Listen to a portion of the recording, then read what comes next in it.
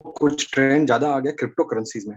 Crypto currency के बारे में बहुत कमेंट भी आ रहा है, ये भी आ रहा है, दो चार क्रिप्टो करेंसी नहीं आई है अभी। और क्लाइंट की रिक्वायरमेंट भी ऐसी लग रही है कि बहुत लोग अभी ऐसा है कि चलो ठीक है, जैसा हम सिप करते हैं वैसे वाई नॉट क्रिप्टो। ऐसा शिबा का आई है, डोजी कॉइन आई है, इलोन मस्क स्टेटमेंट दे रहे हैं और ऐसा लग रहा है ये फ्यूचर ऐसा सब दिखा रहे हैं। ये अभी आज की तारीख में क्या हो गया सर कि आज की जो जो जो नई चीज आई है मार्केट में, जैसे कोई भी चलती है वैसे क्रिप्टो के अंदर डोजी कॉइन का भी बहुत बड़ा प्रभाव है। और सेकंड थिंग, अगर कोई भी क्रिप्टो वर्ल्ड वाइड चल रही है, भले कभी बंद हो रही है कभी आ रही है, तो कोई भी गवर्नमेंट उसको बैन तो नहीं कर सकती अनलेस एंड अनटिल अमेरिकन या यूरोपियन गवर्नमेंट कंप्लीट बैन दे। वो खाली स्टेटमेंट दे रहे हैं। सो इसको हम थोड़ा दोबारा एक बार रिविजिट करते हैं, हालांकि पहले भी हमारी बात हुई है इसके ऊपर।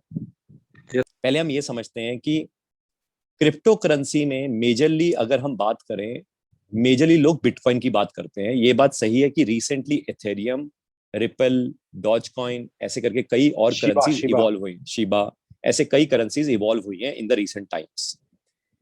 अब इसमें एक पर्सपेक्टिव समझ लेते हैं। पर्सपेक्टिव ये है कि जो करेंसी है वो करेंसी बैक्ड बाय टेक्नोलॉजी है।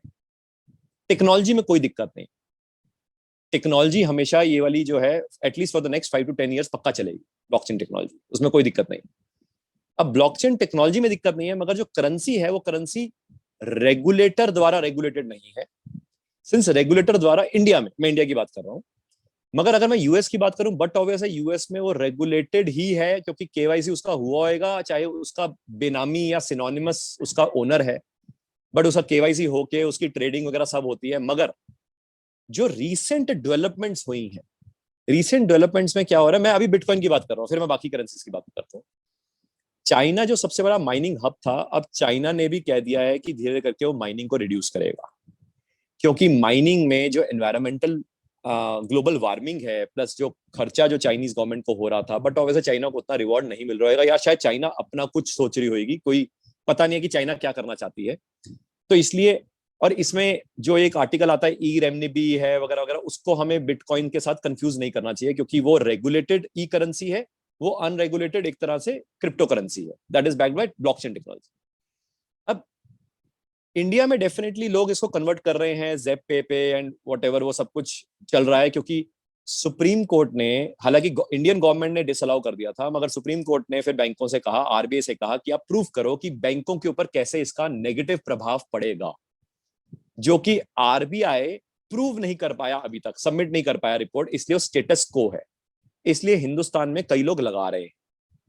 अब मेरी पर्सनल चीज ये मानना है कि अगर तो आप अब्रॉड सेटल्ड है, फिर तो डेफिनेटली आप बिटकॉइन में लगाइए, किसी भी क्रिप्टो करेंसी में लगाइए, कोई दिक्कत नहीं, क्योंकि आप वहां से एटीएम से विड्रॉ कर सकते हैं।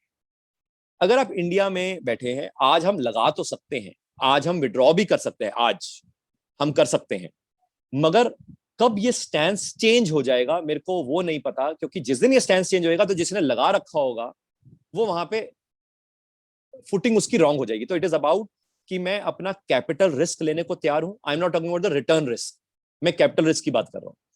अगर कोई पर्सन कहता है कि यार ठीक है यार कैपिटल रिस्क है तो है, जब इलीगल होएगा तब देखिए कि बाहर जाके मैं देखूंगा, या मेरा समझो एक और बाहर एक ड्यूअल सिटीजनशिप है, या मैं बाहर मेरा स्टैंस है, उसके लिए तो कोई दिक्कत नहीं है। बट अगर कोई आदमी जो कभी बाहर गया ही नहीं और बाहर जा भी नहीं सकता, तो बेचारा वो जाके एटीएम से विड्रॉ करके वहीं पे खर्चा ही करके आएगा, वो हिंदुस्तान में पैसे लेकर तो नहीं आ सकता। इसलिए अगर कोई कैपिटल रिस्क की बात करता है, उसको ये सारी कोई भी क्रिप्टो करेंसी है उसमें नहीं लगाना है। अगर कोई कहता है कि कैपिटल रिस्क की दिक्कत है, कैपिटल रिस्क की दिक्कत है तो नहीं लगाना, कैपिटल रिस्क की दिक्कत नहीं है फिर तो वो जहां मर्जी लगा सकता है, कोई इशू नहीं। ऑफ लेट डॉज कॉइन है, इथेरियम है, रिपल है, ये बैंकिंग टेक्नोलॉजी में यूज हो रही है टेक्नोलॉजी। आई फील कि बिटकॉइन से बेटर एटलीस्ट हम इथेरियम, रिपल साइड पे जरूर जा सकते हैं, क्योंकि ये टेक्नोलॉजी इंडिया में बैंक्स और इंश्योरेंस सेक्टर में यूज होनी शुरू हो गई है। बट मैं तो सबसे ज्यादा डरपोक आदमी हूं, तो इसलिए अगर मेरे से पूछो मैं तो फिर भी नहीं लगाऊंगा, क्योंकि मेरे को उतना लालच पसंद नहीं है। मैं कहता हूं यार ठीक है, जितना थोड़ा बहुत आ रहा है शांतिपूर्वक आना चाहिए। तो ये मेरा मानना है, बाकी कॉल अपनी अपनी है, कोई कितना रिस्क लेने को तैयार है।